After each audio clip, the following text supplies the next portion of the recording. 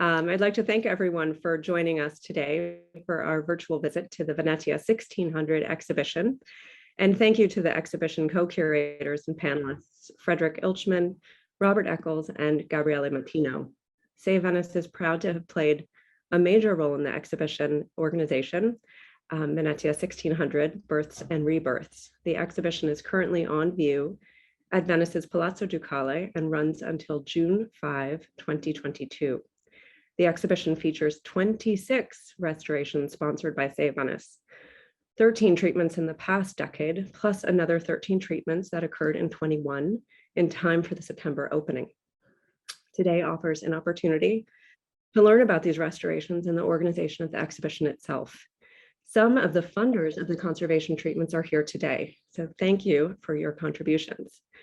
Please note this event will be recorded until we reach the question and answer session, and we ask that you please keep yourself muted during the presentation. You can turn your video off or leave it on if you prefer. You are welcome to submit questions via the chat, but after the presentation is over, there will be a live Q&A session, and we encourage you to then turn your cameras on and engage in conversation if you wish. Now it is my pleasure to introduce our speakers, the curatorial team of Venetia 1600. Dr. Frederick Ilchman, Save Venice's chairman and chair, Art of Europe at the Museum of Fine Arts, Boston. Frederick Ilchman's involvement with Save Venice goes back to 1997 when he was an intern and then graduate fellow in our Venice office while he was researching his PhD. Frederick has been a curator at the Museum of Fine Arts since 2001. He joined the board of Save Venice in 2005 and became chairman in 2016. His scholarly work focuses on Tintoretto connoisseurship, often in joint publications with Robert Echols. And Dr. Robert Echols, independent scholar. Robert Echols is an independent scholar and curator specializing in Venetian Renaissance painting, in particular the work of Tintoretto. With Frederick Ilchman, he has co-curator of the 2018-2019 Tintoretto 500th anniversary exhibition at the Palazzo Ducale, Venice, and the National Gallery of Art, Washington. He has also worked on exhibitions at the Museum of Fine Arts, Boston, the Prado, Madrid, and the Detroit Institute of Arts.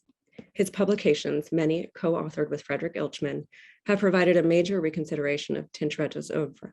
He completed his doctorate at the University of Maryland, where he was a student of W.R. Rierich, longtime board member of Save Venice. And Dr. Gabriele Matino, Save Venice Research Associate. Gabriele Matino is an art historian based in Venice whose research concentrates on the mechanics of patronage and production in Venetian Renaissance painting. He trained at Venice's Ca' Foscari University with a PhD from the University of Nottingham.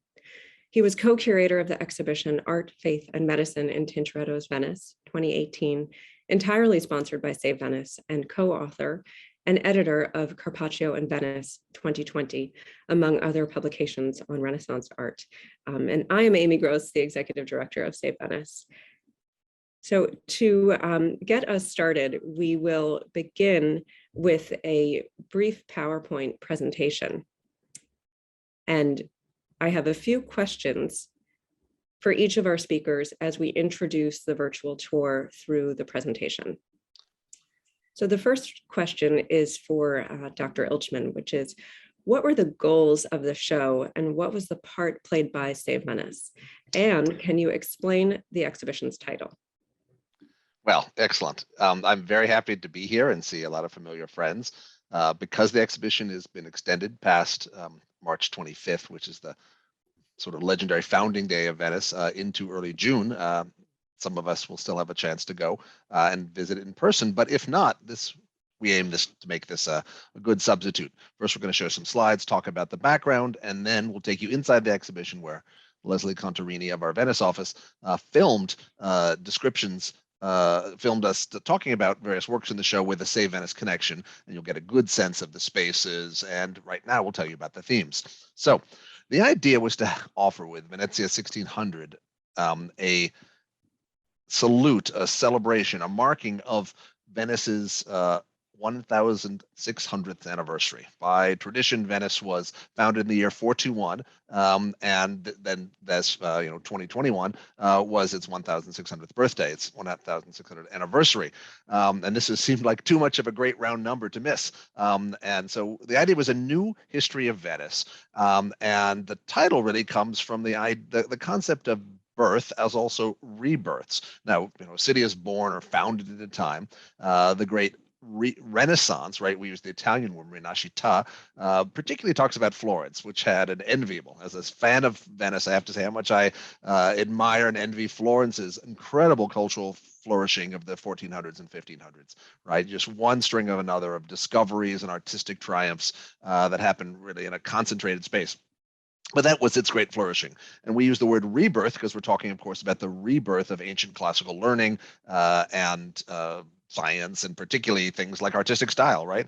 Gothic lettering and Gothic forms go out, and suddenly everything is people, figures, and paintings are wearing togas, and you've got Roman crown moldings and the classical orders. So there's a total shift visually that happens in the Renaissance. But our thinking, this group of us, the three of us speaking, plus another curator, Andrea Belliani, at the Museo Correr, was that Venice doesn't just have one birth, it has many rebirths. In part, these rebirths come in response to crises, challenges, defeats, right? These are pivot moments where Venice gives itself a reset, it expands into new areas, and really shows that this city, this people, they have an innate capacity for regeneration or pivoting or moving on to something new, surmounting obstacles. And this is something we wanted to salute, and it became a good idea to salute this in the form of an exhibition where, say, Venice could play a major role. Because, say, Venice, we have obviously scholarly connections, and we can coordinate things that we've done in the past really well. And we can also come in with a check and be able to write a check to restore something in time for an exhibition. It's a wonderful thing that work of art that has potentially been in storage or somewhat overlooked is brought to the public, seen in a literal new light, but given a lot of attention, included in a catalog, discussed in the labels, and really enjoyed, because of course the purpose of art is to teach, to instruct, and to delight. So let me show you a few slides. But this idea of rebirths, each one of these is a birth or a rebirth, and that's the significance of our title. First room is quite impressive with the great Carpaccio picture. Say Venice Restoration, a recent one, funded by Richard and Jill Almeida. That great picture, kind of the insignia of Venice, of the Lion of St. Mark, and then this extraordinary early 1960s scale map, plan really. It's architectural map of all of Venice, and just showing how the city has grown over the years. So this is the sort of introduction with three big works. Next slide, please. And then the second room is divided into two, with the second portion of that being the city of justice. And this is so key. The idea of justice in, some iconography, in American courthouses, it's a figure with a blindfold. Venice, though, she generally is not blindfolded, but holding a sword and her balance. The point being that justice, if you administer justice justly, if you are careful about your laws, then commerce will flourish, and peace and prosperity will be enjoyed by all. And so there are lots of images of Venice as justice, and the conflation of the two, and that's a big part of about this second room. Next. And then, as I said, it flows to commerce. And so City of Merchants, remember Shakespeare's play, right? Not the Merchant of Florence, not the Merchant of Antwerp, right? It's the Merchant of Venice, because this was the economic hub of the Eastern Mediterranean. And so we've got beautiful examples of manufactures made in Venice in the Renaissance period, or traded in Venice. So things from abroad, Silk Road, things from Asia, Africa, etc. And then a great painting, this Carpaccio of the calling of St. Matthew from the scroll of San Giorgio degli Schiavoni, St. George of the Slavs. That's the one that is the famous St. George paintings, too, by Carpaccio. But this, of course, the whole setting of this is in somewhere near the Rialto markets, right? This biblical event. Next slide. Maybe the most obvious pivot moment is how Venice, as a port city, is the most important, really, port, as I said, in the Mediterranean in the early modern period. It suffered very much from plagues. Diseases would go there first, right? We know all about contagion now, and these two great terrible plagues in 1576 and 1630 were times for Venetian health authorities to come up with new measures, ideas like quarantine, keeping people at home, supplying those who are trapped at home with food, etc. And of course, major art and architecture comes out of these plagues as votive offerings. The famous churches of the Redentore from the plague of 1576 by Palladio, and then Longinus Church, 1630, for the later plague, the Church of the Salute. So these slides give you an example of the variety, right? We have works on paper, documents, three-dimensional decorative arts, and then on architectural models, lots of paintings by some of the greatest artists. Just a question from Lori. Good question about the ballot box. As I understand it, it has not been shown before, and it's been given great attention in the exhibition, and you'll see that in a second. Next slide. And then as Venice continues to invent itself and reinvent itself, these various rebirths in the 20th century with a conflation of a number of things, the growth of the Biennale, still the world's oldest and most prestigious contemporary art show, the founding of the Ca' Pesaro Museum, which really flourishes in the 20th century as the Museum in Venice of Modern Art, and the arrival in Venice of Peggy Guggenheim with her celebrated collection of 20th century art. All those make Venice once again a capital of contemporary art like it had been in the 16th century, a place to go to see the latest trends, to learn to admire. And this slide doesn't give you the wealth of material just over the left shoulder here. There's a lot of stuff there about the Biennale, the film festival, and other cultural other cultural developments that keep Venice very much on the world stage. But we major painting, Peggy Guggenheim, straight ahead, left from the Peggy Guggenheim, that is a Jackson Pollock. Then on the right is a Vedova, which was lent by the Vedova Foundation in Venice. Next. So this takes me, concludes just a bit of the themes of the show, these moments of pivots, and some of the galleries. And I think Amy has a next question for our second speaker. Thank you. I do. I have a question for Dr. Echols, which will be, could you please describe the origins of the exhibition and what should we know about the process of putting it together? Well, I can tell you exactly when the show was conceived. It was on an October afternoon in a pizzeria, the garden of a pizzeria on the north side of Venice. And Frederick and Gabriele and I were relaxing after a meal. Next slide, please. We were all elated by the great success of the Tintoretto 500th anniversary celebration, which had just opened the month before in September. Save Venice played a major role in that exhibition as well, restoring 19 works for it. It was a citywide celebration. It involved shows and coordinated activities all over the city. Next slide, please.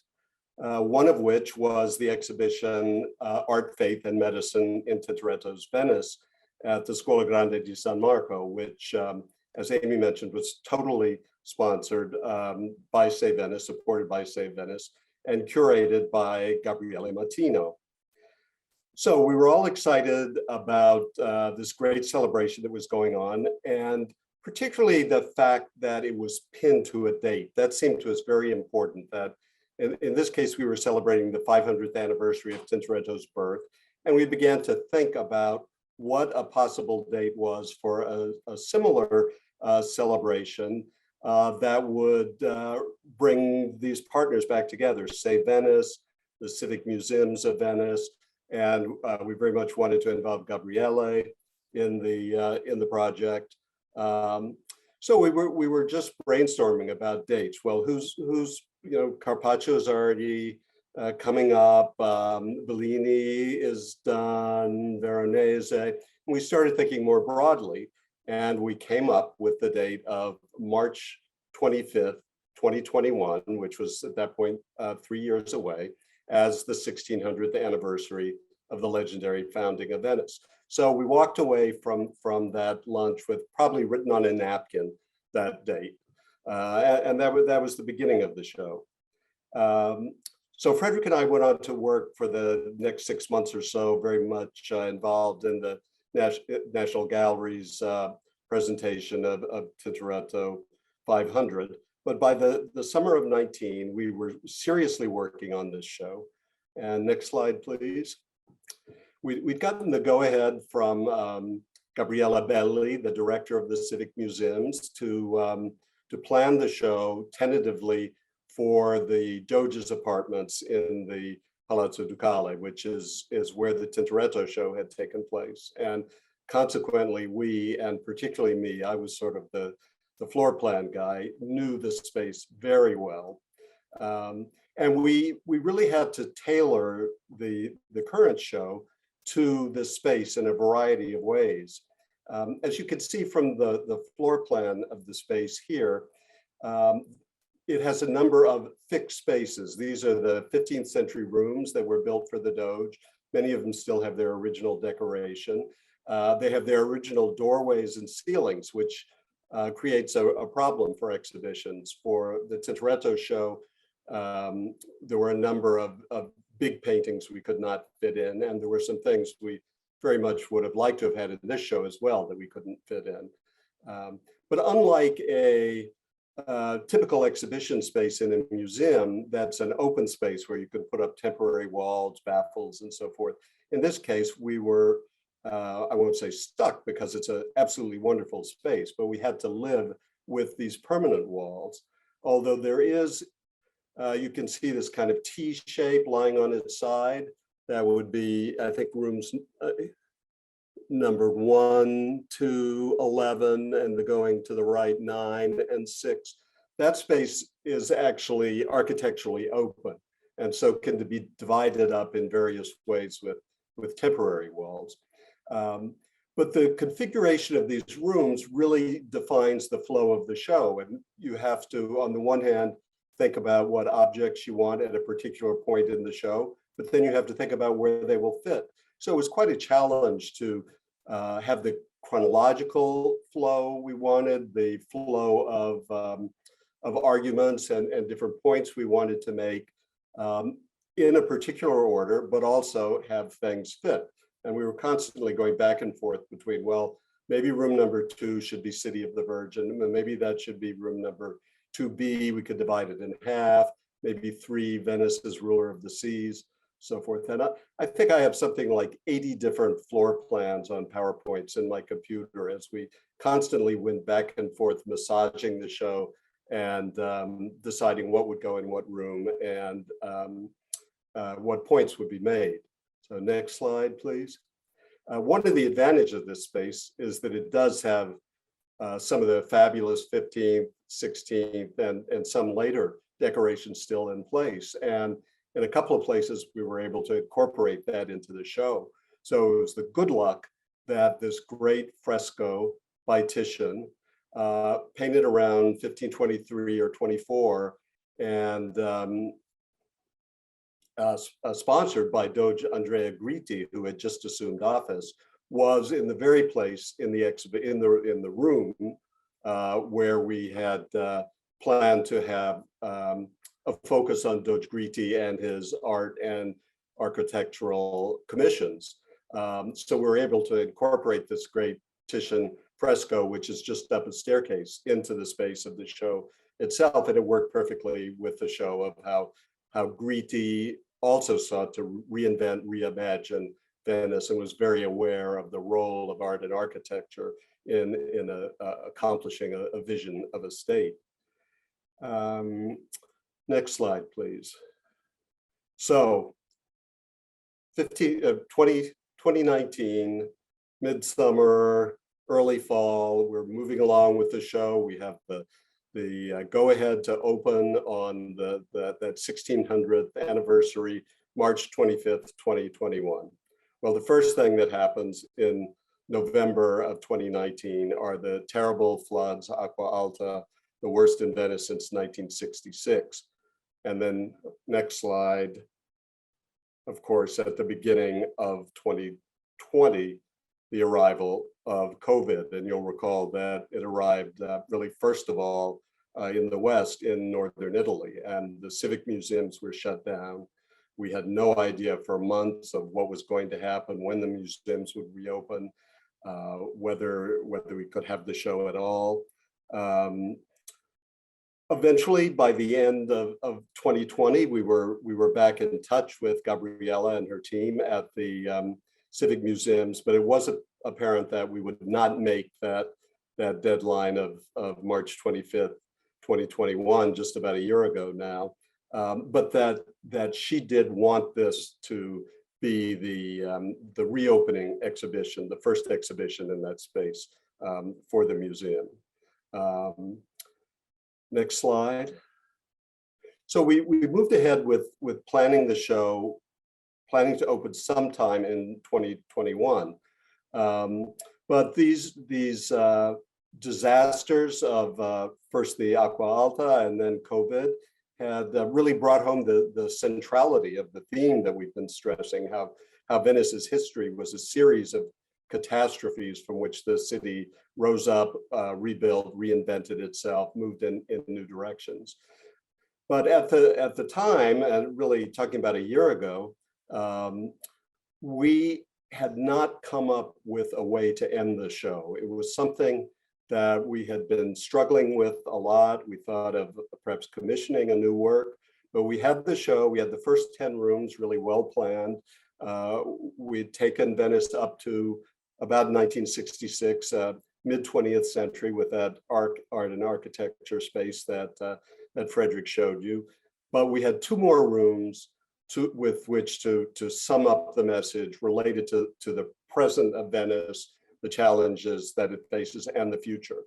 And it was Gabriele Belli who had the idea of, in the 11th room, to install Bill Viola's video, The Raft, which really did capture this sense of catastrophe involving water and a community coming together to move beyond it. And I won't describe the video in detail. I hope that you can see it in the exhibition. If not, you can see the video on YouTube. But it does show this group of people subjected to great catastrophe by water, almost destroyed. We wonder about their survival.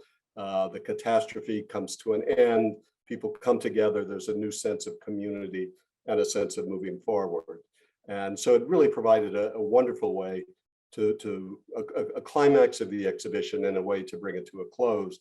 And then in the last room, we had an audio installation of different voices envisioning different futures for Venice. So this is a way to close the exhibition in a powerful way with a work of art, because this is an art show, not a history or current event show. That was very powerful, and we're very grateful to Gabriele for having come up with this solution. Next slide, please. So about a year ago, we had the go-ahead to move forward. We had to revisit our checklist and think about international loans.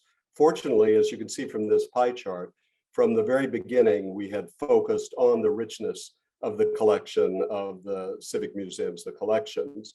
And in the end, almost 80% of the objects in the show came from the civic museums.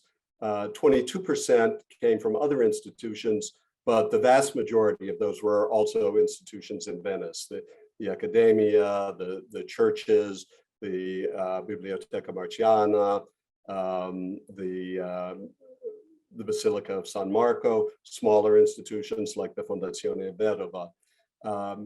For the few international loans that we had planned for the exhibition, you know, those of you who are familiar with exhibitions, how difficult it is to move works of art from one museum to another, how complicated the process is, how a work of art has to travel with a courier all the time. The courier can't leave it until it's up on the wall or in the case in the new venue.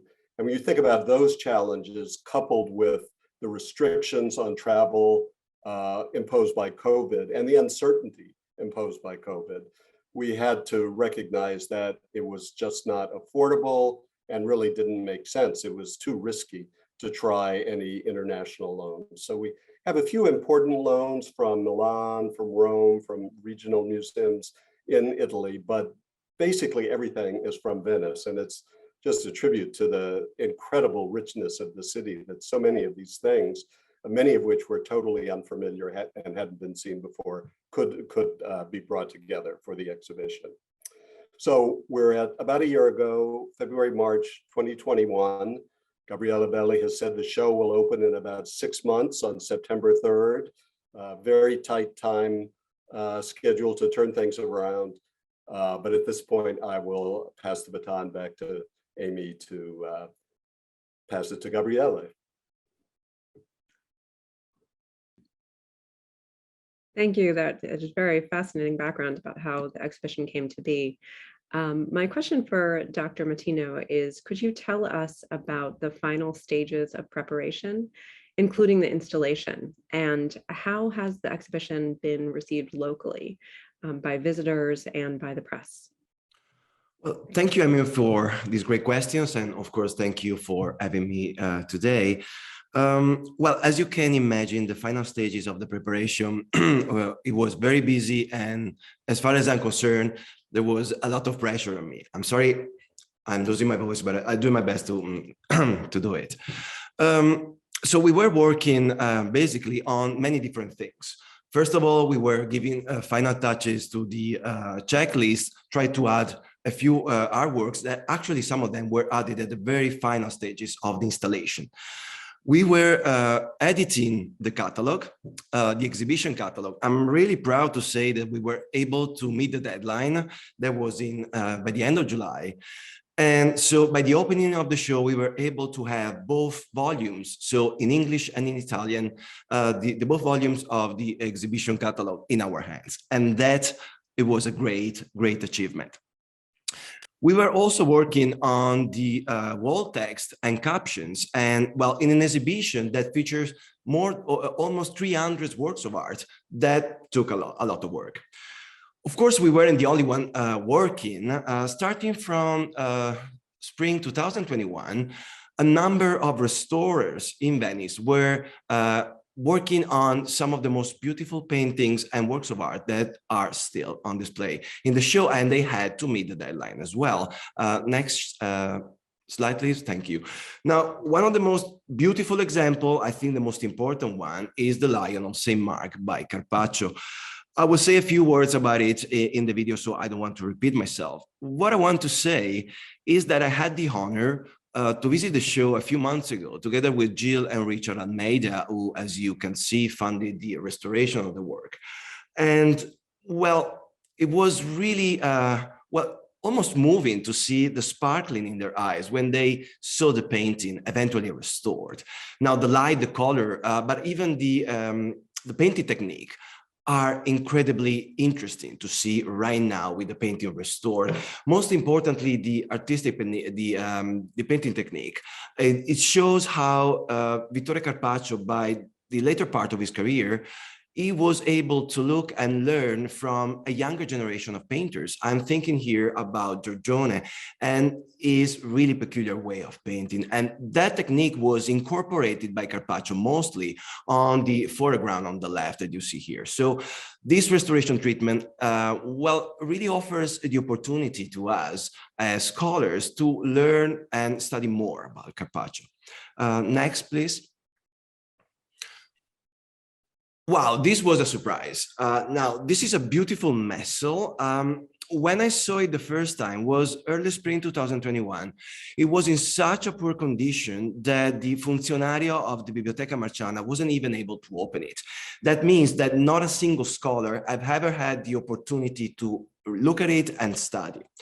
It was restored thanks to funding from the Savio Benefattor Cultural Association in memory of Cesare Bice Vivante. And that restoration of this beautiful illuminated manuscript make us able to look at it for the very first time. So it was shown at the exhibition for 3 months, and it was shown for the very first time, not only to the general public, but even to scholars. So that restoration, it is now the chance for scholars to study for the first time this beautiful work of art and try to identify the author, create connection with other volumes. And I also want to mention here how next week, Melissa and I will take part, we actually attend and present our work on the restoration of this beautiful manuscript at the Biblioteca Marciana. Next, please.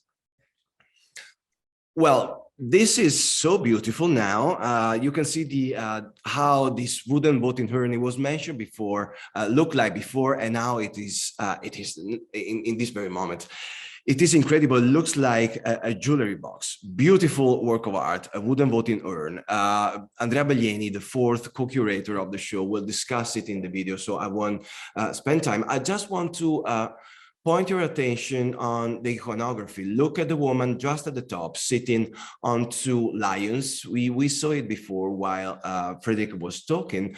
Look at the winged lion holding a book. Look at the Doges kneeling in front of you. All this iconography is something that you can find around the city in Venice. Most importantly, and this is what I'm thinking about, is the coronation, so the crowning of the Porta della Carta, the Ducal Palace. Something really important is going on here, and Andrea Bellieni will explain it to you. Next, please.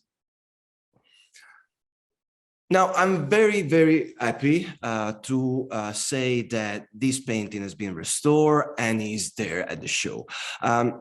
We thought at the very beginning of our research, we were actually working on the checklist. It was the initial part, and we thought that this painting could fit really, really well in the show. But it was very large; it needed to be restored, and we thought that the Curia will never land it.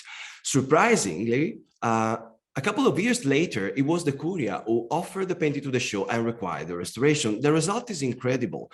Frederick, we walked through and explained the painting during the video. I just want to say that once you step in room 2B, well, this is really breathtaking. And I'm so glad that Susan and Carter Emerson funded the restoration of this painting. Next, please. Now, these two pictures take us to a different topic. While we were working on the checklist, we wanted to find a way to create a link between what we were experiencing, we all were experiencing during the COVID-19 pandemic, and what happened in Venice in 1576 and 1630 during plague. That is, as Frederick mentioned before, the actual subject of room 7. We came across to these two documents. They both come from the collection of the Biblioteca del Museo Correr, and they're quite interesting.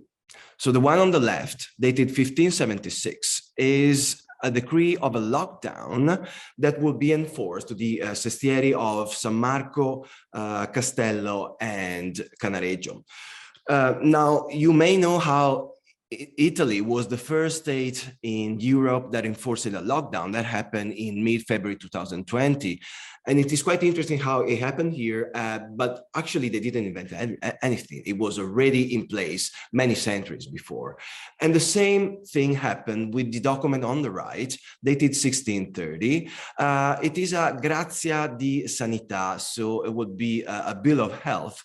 And it was carried by men or merchants who will walk around the city and had to be shown to the officials in order to prove that they were healthy. It is exactly what we call in Italy the Green Pass, or what you call vaccination card, something that we have been used to show while entering in restaurants, museums, hotels, and so on and so forth, and something that I hope we will leave behind us in a few months.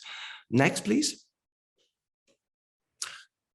Well, this brings a really short discussion about the installation. First of all, I want to say, and I'm really proud to say that the installation process was done 3 days before the opening of the show. Another great achievement, mostly if we talk about the organization of shows in Italy. Room 4 was very challenging and very tough.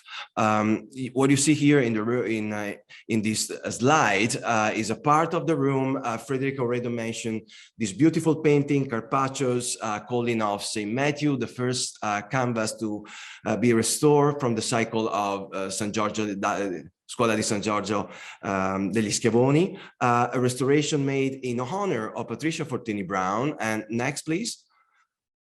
And Patricia Fortini Brown is also the one who funded the restoration of this very interesting painting by Cesare Vecellio, portrait of a Venetian patrician family. So Pat here is actually the star of room 4. Now, back to the actual topic of room 4. It was really challenging.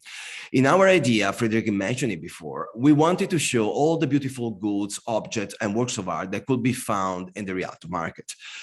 We had an enormous quantity of works. Just to give you an idea, currently in this room are on display 81 works of art. incredible. They span from canvases to cups to plates, gems, jewels, books, and so on and so forth. It is an amazing room. Andrea Baglieni and I spent days trying to figure out where to put the object, how to display them. And of course, we were in current discussion with Frederick and Bob. And then along came Pierluigi Pizzi, the exhibition designer of the show, who had different ideas. Now, there was a debate, I would call it a dialogue. And of course, we had to try to find an agreement and try to negotiate what were our needs and expectations and what were, of course, Pierluigi Pizzi's expectations too. The final result, I think, is really beautiful. And the Pizzi idea to add more object and create more decoration in the installment, it was a good idea. And this is really a room that visitors want to spend time in and looking at the works, understanding the quality and appreciating them. So this was tough, but the result is very, very good. Next one, please. We come to the end of my brief talk with this last and final slide. Now, how the exhibition was received. I think it was really well received. There were a number of really enthusiastic reviews on newspaper, first of all, both local and national. So that would be the Gazzettino di Venezia or la Voce, la Nuova Venezia, or again, the Corriere della Sera, Repubblica. There was also a very good review on a scientific journal, which is important. I'm referring to the Burlington magazine. But from my point of view, what was really rewarding, what really made my day was the reaction of the public, Venetian mostly, by the end of the show. They would approach me and say how they wish that this temporary exhibition actually was turned into a permanent show. And so it really showed how we were indeed able to celebrate the city, and most importantly, using a lot of work of art coming from the city itself, from the collections of the city itself. And this recognition from the Venetians was very important to us. This will be all for me. And so I turn the floor to Amy, who I think is going to introduce the beautiful video made by Leslie. Thank you. Yes, without further ado, we will begin the virtual exhibition tour, which concentrates in this video on the restoration sponsored by Save Venice. And happily, these are many of the highlights of the show.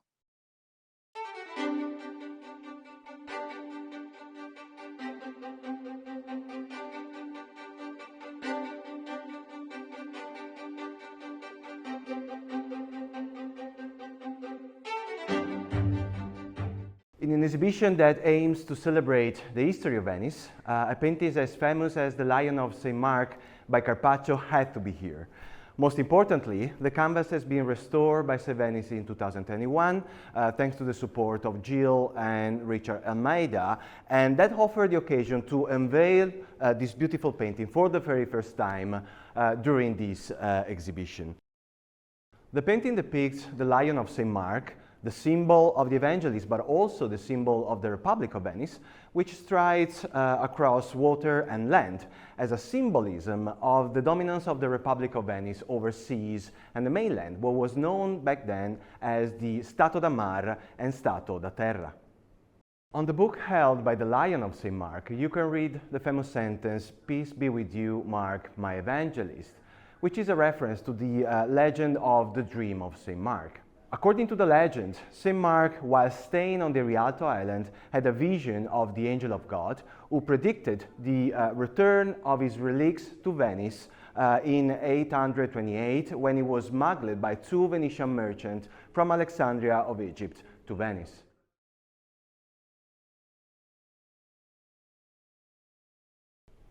Now we are in the second room, which is devoted to Venice as the chosen city. One of the most beautiful objects on display in this room is a missal, which was restored by Save Venice in 2021, thanks to funding from the Savio Benefator Cultural Association in memory of brothers Cesare and Bice Vivante. So this beautiful missal was used to celebrate Mass in the Basilica of San Marco, at least starting from the 14th century. What is really amazing about this book is the fact that it represents the smuggling of the body of St. Mark from Alexandria of Egypt to Venice in 828. The representation of the smuggling of St. Mark is represented in three scenes. Starting from the top, you see two Venetian merchants, Bono da Malamocco and Rustico da Torcello, who convince the keeper of the body of St. Mark that Venice is in fact the city where the relics belongs. In the two following scenes, you can see the two Venetians putting the body of St. Mark within a basket and then covering the body with the pork meat, which, as you know, was and still is a forbidden meat for Muslims. That was the really ingenious way these two Venetian merchants find to bring the body back to the city of Venice. So this beautiful mosaic was made by Giovanni Novello, probably using a cartoon provided by the famous painter Cima da Conegliano. The mosaic was restored by St. Venice in 2021 with the support of Alice Penel. Originally, the mosaic worked as the altarpiece of the main altar of the Church of St. Roch. It was commissioned by the head of the confraternity known as the Scuola Grande di San Rocco, which was a lay confraternity and one of the most famous lay confraternities in Venice. It represents the Annunciation, and in terms of the iconography, it's very interesting. On the left, you can see the angel of God, the angel Gabriele, holding the lily as a symbol of virginity, and on the right, the Virgin Mary. Above them, two birds refer to the subject of the painting as well. So on the left, you can see a green parrot, and as a reference of the greetings and the first words given by the angel to the Virgin. In fact, we knew that the green parrot was able to repeat the word Hail Mary.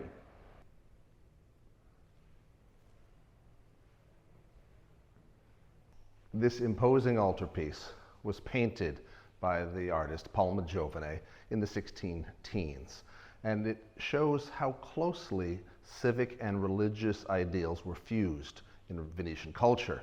We have here St. Magnus, who's an important figure in the religious history of Venice. He came to the lagoon in the 7th century and, inspired by a series of visions, founded 8 of the oldest churches. That is the tradition. But the figure in the middle, in fact, is not a saint, but rather a representation of a very regal, elegant woman dressed in beautiful clothes, and that is Venice herself. The Virgin Mary, Christ child above, a figure of faith.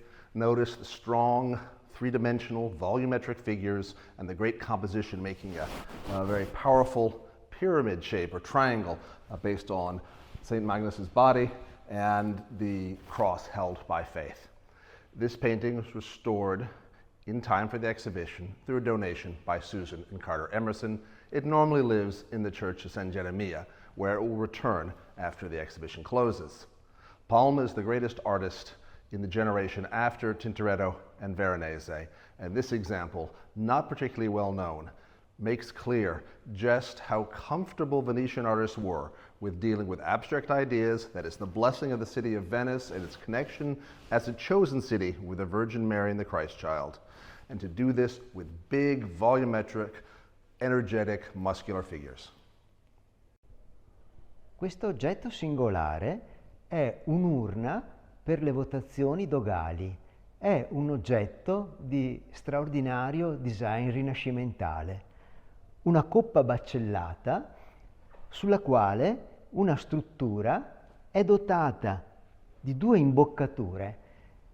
È appunto specifica per le votazioni che avvenivano con l'inserimento con pugno chiuso da parte del votante delle ballotte.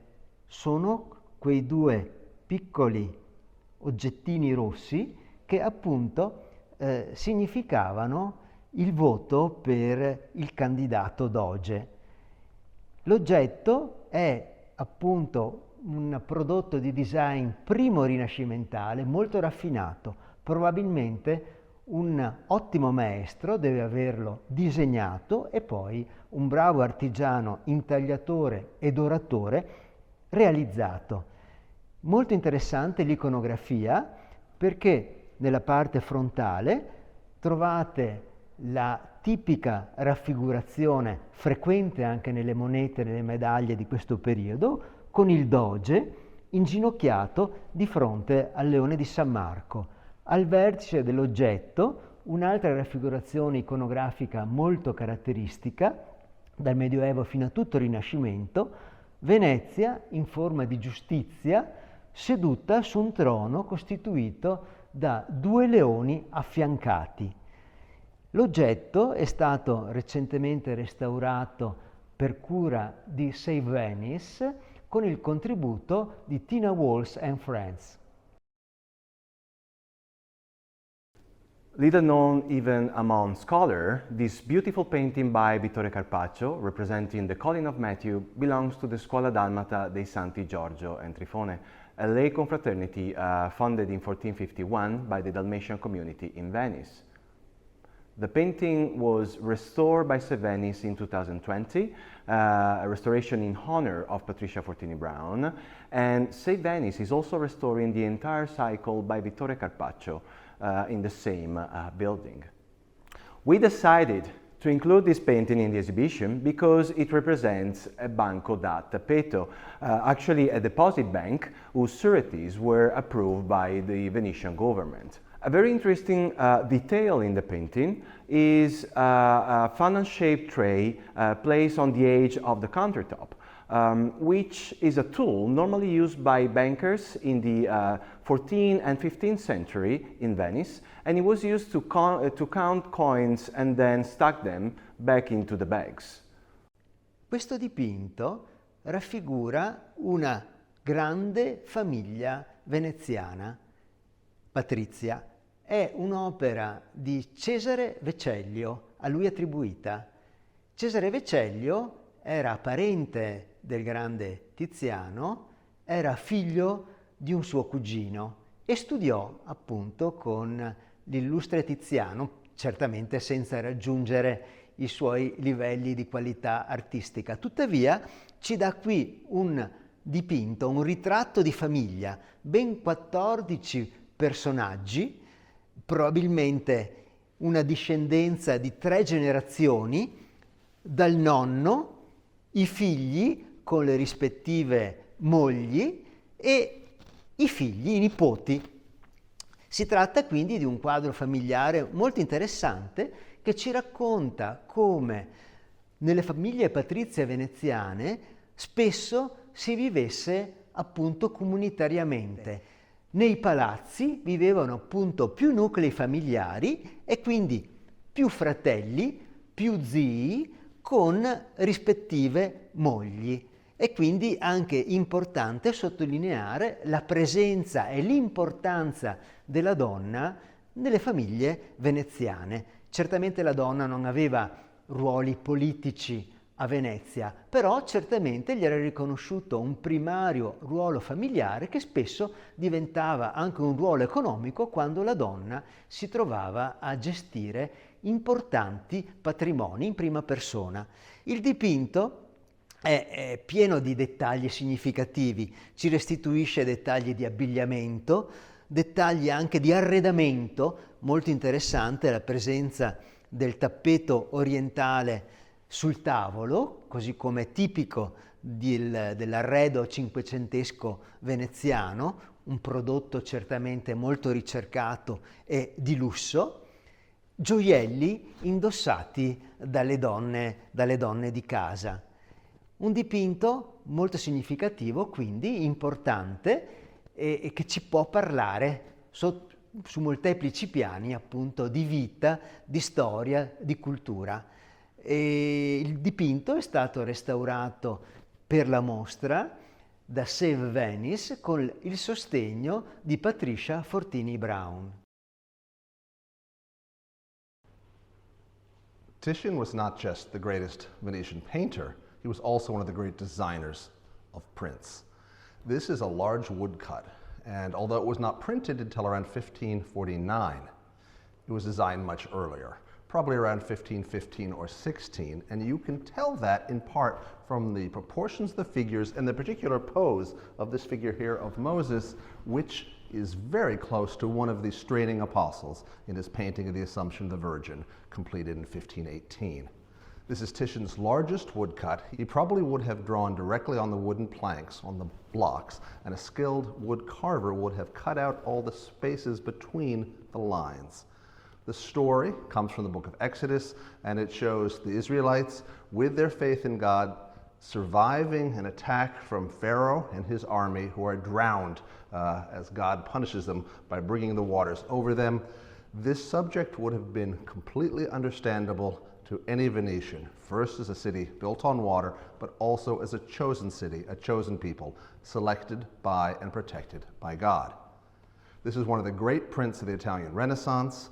I love particularly the beautiful parallel lines that make the clouds, the sense of a city like Venice in the distance, the tumult of the drowning soldiers, very much in the time of the early 16th century, not in biblical garb, the sense of the water rushing. It's a really beautiful, powerful print.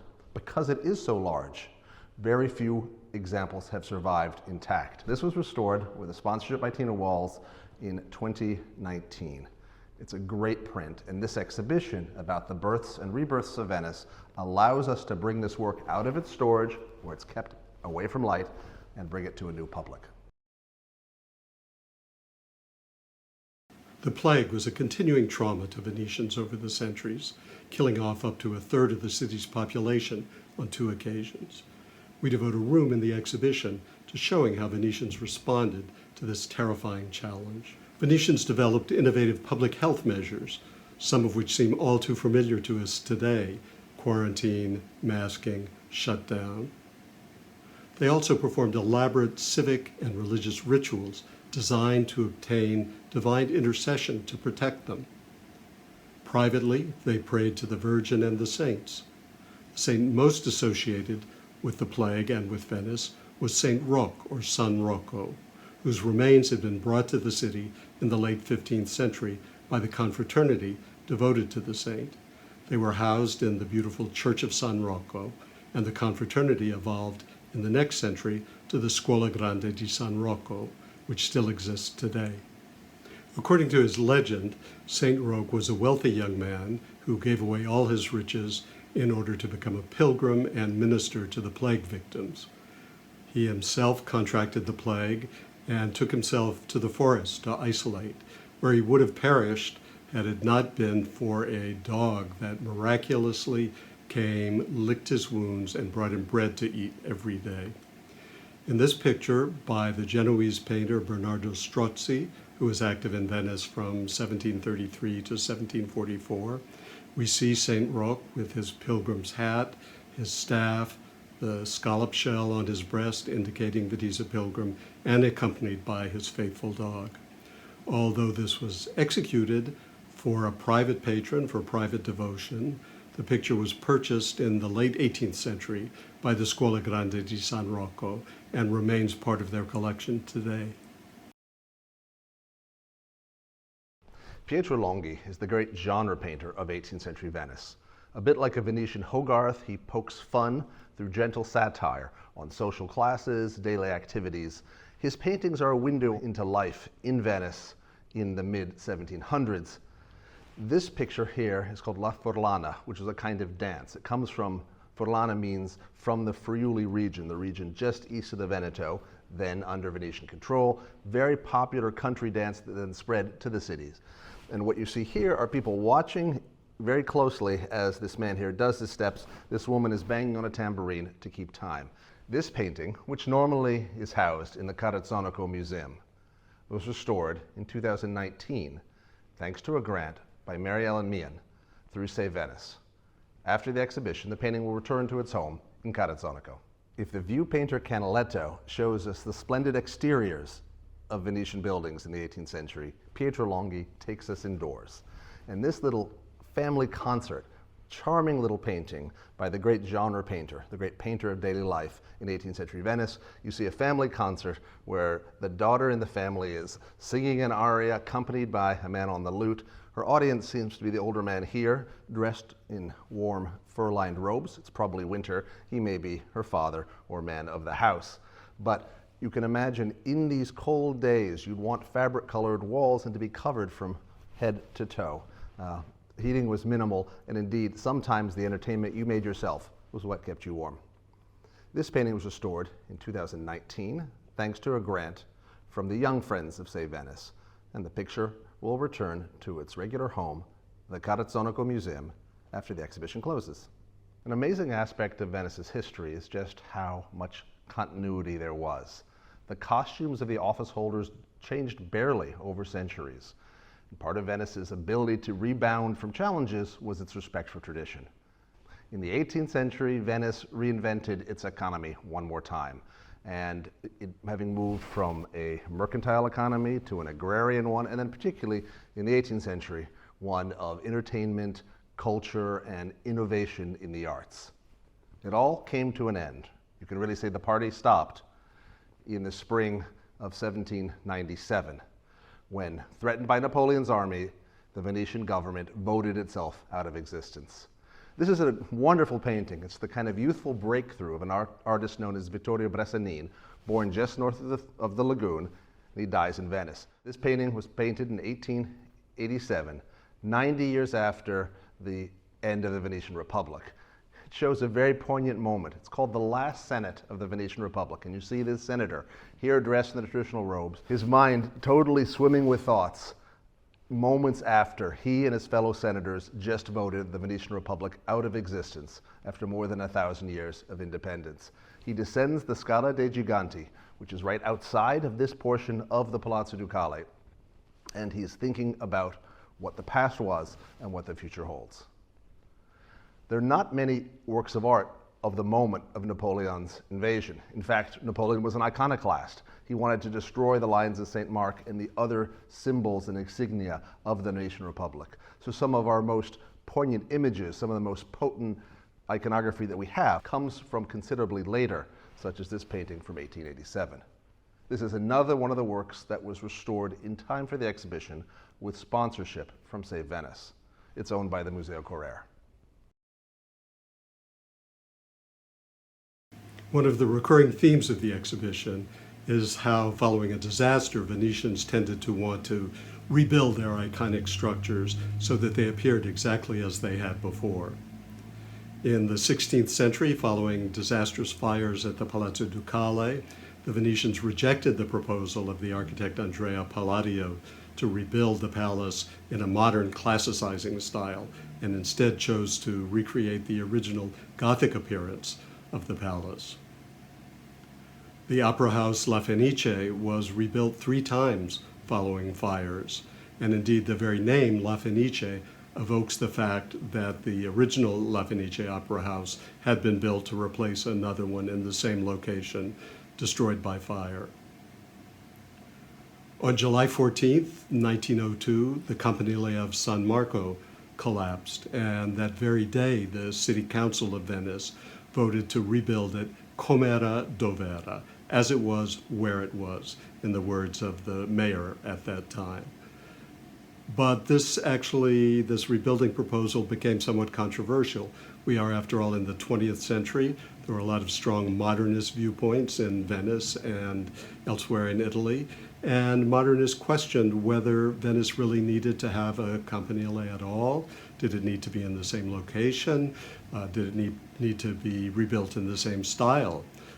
And one of my favorite objects from the exhibition is this satirical design that shows the campanile and the facade of San Marco rebuilt in what would have been a very fashionable style at the moment, the kind of Art Nouveau Viennese secession style.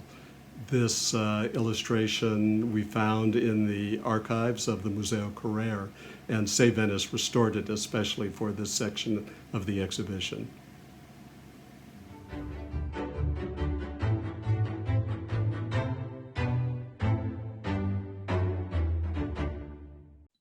That was terrific.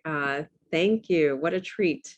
I had the pleasure of visiting the exhibition in October, and this was a great way to experience it again. I'd like to thank our co-curators and also Leslie Contarini, Venice Programs Director, for producing this virtual visit.